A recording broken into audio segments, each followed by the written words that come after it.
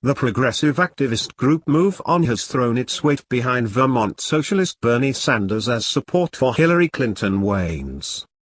With a record-setting 78.6% of 340,665 votes cast by the MoveOn membership, Senator Bernie Sanders has won MoveOn.org political action's endorsement for president with the largest total and widest margin in MoveOn history, the George Soros-founded group states on its website today. MoveOn lists 5 reasons why it has decided to support Sanders. The group declares it backs Sanders for his refusal to accept the status quo of the wealthiest Americans using their power to influence politicians and getting our country on track and not getting us in more wars.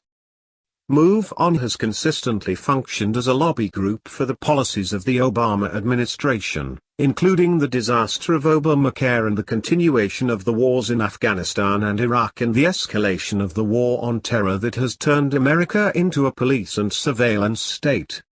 In 2007 it backed a bill trotted out by then Democrat Speaker of the House Nancy Pelosi to continue financing the occupation of Iraq. The group acts as a front for wealthy Democrats. It was founded with the help of the financier George Soros, who donated $1.46 million to get the organization rolling. Linda Pritzker of the Hyatt Hotel family gave the group a $4 million donation. The self-labeled progressive movement that has arisen over the past decade is primarily one big propaganda campaign serving the political interests of the Democratic Party's richest 1% who created it. The funders and owners of the progressive movement get richer and richer off Wall Street and the corporate system. But they happen to be Democrats, cultural and social liberals who can't stomach Republican policies, and so after bruising electoral defeats a decade ago they decided to buy a movement, one just like the Republicans, a copy, writes John Stauber. Sanders' socialist beliefs and actions evolved into almost complete support of the Democratic Party after leaving the stage of Vermont politics and entering the national arena, writes Howard Linzoff. In addition to the illusion Sanders will break up the financial oligarchy represented by Wall Street, progressive Democrats seem to think their candidate will end the disastrous wars they blame on the Bush regime. When pressed for details on military intervention, Sanders has indicated that his differences with the Barack Obama administration are quite minor, writes Norman Solomon.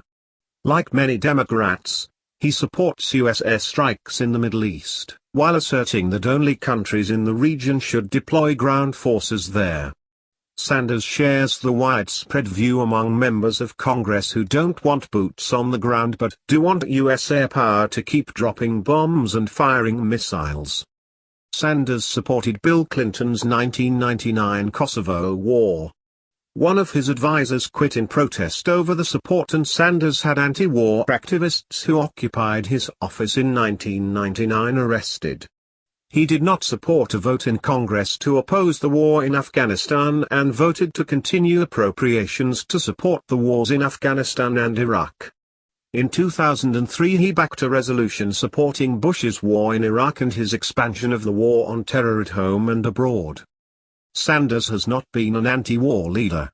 Ever since he won election to the House, he has taken either equivocal positions on U.S. wars or outright supported them, writes Ashley Smith. Considering his voting record in support of Democrat policies and his support of the neocon warmongers, it is fair to assume if elected Sanders will continue the Obama agenda on foreign policy that is almost identical to that of Bush. He will placate his supporters with anti-Wall Street rhetoric, but all his initiatives will fall short.